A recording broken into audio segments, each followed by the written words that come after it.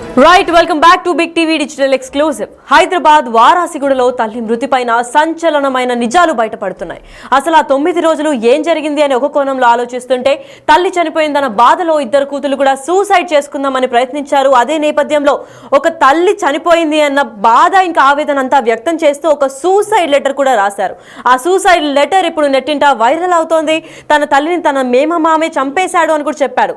అయితే సంచలన ఆరోపణలు చేసి కూతురును తమ మేనమామ అంటే బిట్ల రమేష్ బ్యాంక్ ఉద్యోగ చేస్తాడని తనే చంపేశాడు అని కూడా లెటర్ లో క్లియర్ గా మెన్షన్ చేశారు. అతడికి చేతబడి మరియు క్షుద్ర పూజలు కూడా చేయడం వచ్చని ఆ లేఖలో మెన్షన్ చేశారు. మా నాన్నని కూడా బెదిరించారు.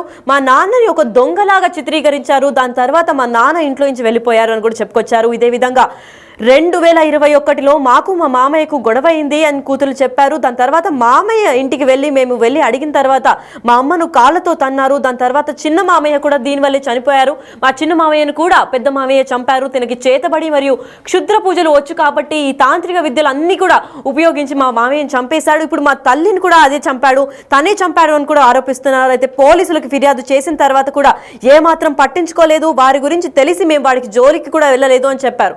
అసలు ఆ లేఖలు ఏం రాశారు, దాని తర్వాత అసలు వాళ్ళు ఏం మాట్లాడారు అని కూడా చాలా చర్చానీయాంశంగా మారింది. అసలు ఆ కూతురు లేఖలో ఏం రాశారంటే, నా పేరు సి రవళిక, మా మమ్మీ పేరు సి లలిత, నా ఫాదర్ పేరు సిఎల్ రాజు, నాకు ఒక చెల్లి ఉంది సి యశ్విత.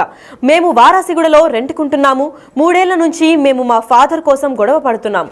ఉస్మానియా యూనివర్సిటీలో మమ్మల్ని మా ఫాదర్ పోషిస్తూ ఉండేవారు జాబ్ చేసి. అయితే ఈ రెంట్ ఇంట్లో ఉండనివ్వట్లేదు. మా మమ్మీ వాళ్ళ అన్నయ్య బిట్ల రమేష్ ఒక గవర్నమెంట్ బ్యాంక్లో ఎంప్లాయీగా చేస్తున్నారు. గత 5 ఇయర్స్గా అంటే 2021లో మా మామకి మాకు గొడవైంది అని కూడా తెలిపారు. ఇదే విధంగా నా ఫాదర్ ఇంట్లో నుంచి వెళ్ళిపోవడానికి అసలైన కారణం కూడా మా మామయ్యే అని కూడా చెప్పుకొచ్చారు. నేను నా తల్లి ఇంటికి వెళ్ళి అడిగినందుకు చెల్లి అని కూడా చూడకుండా కాళ్ళతో తన్నేశాడు అని కూడా చెప్పి రాశారు. అయితే తన భార్య అంటే మామయ్య వాళ్ళ భార్య వరలక్ష్మి కూడా కొట్టారు. వాడికి ఈ రిలీజన్ లేదని లెటర్లో రాశాడు. అంబర్పేట్ PS లో కూడా పెళ్లి చేసింది నువ్వే అని కూడా చెప్పారు. అయితే అసలు